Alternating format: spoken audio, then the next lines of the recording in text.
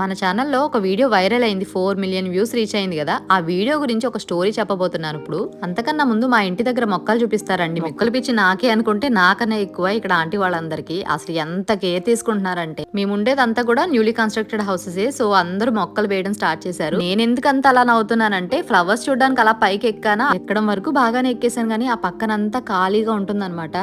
ఏ బామ వచ్చిందంటే పరిస్థితి ఏంట్రా బాబు, ఇంక పరిగెట్టడమే వెనక్కి చూసుకోకుండా. స్నేక్స్ ఎందుకు కనిపిస్తాయని అనుకుంటున్నారేమో.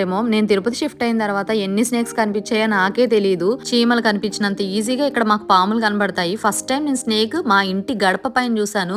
మరి అంతలా స్నేక్స్ కనిపిస్తుంటే ఆ ఇంటి నుంచి వేరే ఇంటికి షిఫ్ట్ అయిపోవచ్చు కదా అని అంటారేమో.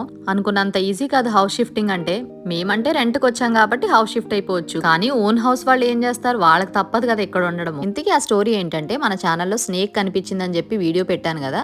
ఎన్ని కామెంట్స్ పెట్టారంటే, స్నేక్ క్యాచ్ అని పిలవచ్చు కదా, అంతలా ఎలా వదిలేశారు, ఎవరినన్నా పిలిచి పట్టించండి అని కొంతమంది, పాము కనిపిస్తే వీడియో తీస్తారేంటి అని కొంతమంది. పాము అంటే ఎవరికి భయమేదండి, ఎవరికైనా భయమేస్తుంది. ఆ రోజు వీడియో తీసానంటే ఆ రోజు చాలా సేపు ఆ స్నేక్ లోపల నుంచి బయటకు రాలేదు.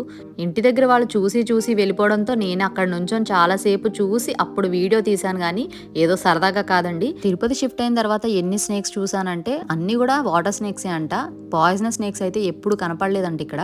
ఇప్పుడు మేము ఉంటున్న ఏరియాలో ఇంతకు ముందు చెరువులు ఉండేవంట. మేబీ అందుకే స్నేక్స్ ఎక్కువ కనిపిస్తున్నాయేమో ఇక్కడ అని అనుకుంటున్నాము. ఆ రోజు కనిపించిన పాము బురద పాము, కానీ నాకు ఆ విషయం తెలీదు, అందుకనే నేను మెన్షన్ చేయలేదు. ఆ రోజు ఆ పాము కారులోకి వెళ్ళిపోయిందేమో చూడమని చాలా మంది చెప్పారు కదా, కానీ ఆ పాము మళ్ళీ కనిపించింది, వాటర్ లోకి వెళ్ళిపోయింది అనమాట. తిరుపతి షిఫ్ట్ అయిన తర్వాత ఫస్ట్ టైం మా ఇంటి గడప పైన పాము చూసాను. అది కూడా డోర్ ఇలా తీయగానే కనిపించింది. ఆ స్టోరీ కూడా ఉంది, మీరు చెప్పమంటే చెప్తాను, కామెంట్ చేయండి.